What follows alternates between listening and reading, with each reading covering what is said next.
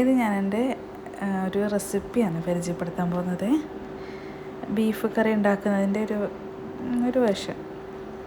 ഞാൻ ആദ്യം ചട്ടി നല്ലോണം ചൂടായിപ്പോയി. അന്നപാട് ഞാൻ മല്ലിപ്പൊടി തന്നെ ഇട്ടു. കാരണം എന്ന് വെച്ചാൽ മല്ലിപ്പൊടിക്ക് കുറച്ച് മൂപ്പ് വരുന്നത് നല്ലതല്ലേ എന്ന് വെച്ചിട്ട്. മുളക് പൊടി ഇടുന്നെങ്കിൽ കരിഞ്ഞു പോകില്ലേ. എന്നിട്ട് ഞാൻ മുളക് പൊടി ഇടുന്നുണ്ട്. അതൊരു കണക്ക്, അങ്ങനെ നമ്മളൊരു മെഷർമെൻറ്റ് അവരവർക്ക് ഉണ്ടാവില്ലേ, അങ്ങനെ ഇടും. പിന്നെ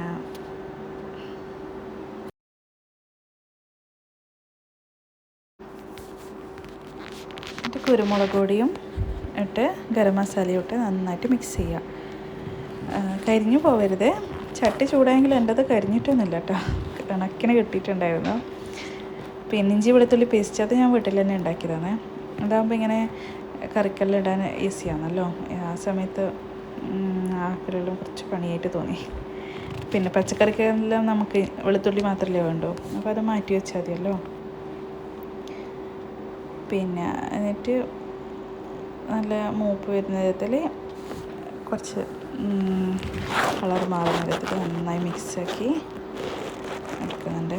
ചട്ടി കുറച്ച് പറ്റിപ്പോയി, ഇച്ചിരി വെള്ളം ഒഴിക്കണം എന്നുണ്ടായിരുന്നു. പിന്നെ എനിക്ക് അത് നല്ല പാകത്തിന് കിട്ടി. അതിന് ശേഷം നമുക്ക് പിന്നെ അതിൽ ബീഫ് ഈ ബീഫ് ഇട്ടിട്ട് മിക്സാക്കിയിട്ട് കുറച്ച് സമയം അവിടെ വെക്കണം. അപ്പം തന്നെ കറി വെക്കാനല്ല, കുറച്ച് സമയം ഇങ്ങനെ പൊടികളെല്ലാം മസാലപ്പൊടികളെല്ലാം നന്നായിട്ട് മൂത്ത് വരില്ലേ, അതിന് ശേഷം ബീഫ് ഇട്ടിട്ട് മിക്സാക്കിയിട്ട് കുറച്ച് സമയം റെസ്റ്റ് ചെയ്യാൻ വെക്കണം. അതിന് ശേഷം കുക്കറിലിട്ട് വേവിക്കുക. കുക്കറിൽ വെള്ളമുണ്ട്, അത് പെട്ടെന്ന് മറിച്ചുകൊണ്ട് കഴിഞ്ഞാൽ ചട്ടി വേഗം ചൂടാവല്ലോ വെച്ചിട്ട് അത് മറിച്ചുകൊണ്ടിരിക്കുന്നത്.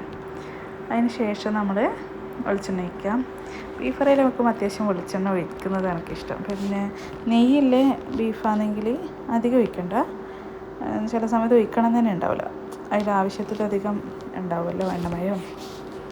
പിന്നെ എന്നിട്ട് അതിലോട്ട് ഉള്ളി മൂപ്പിക്കാൻ വെക്കുന്നു. നന്നായി വഴറ്റണം.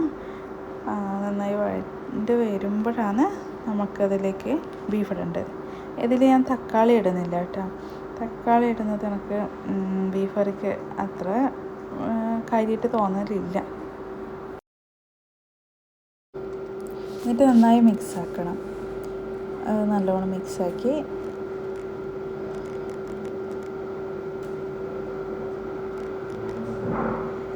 അടുപ്പത്തെല്ലാന്നേ നല്ല പാങ്ങിൽ വേവിക്കുക.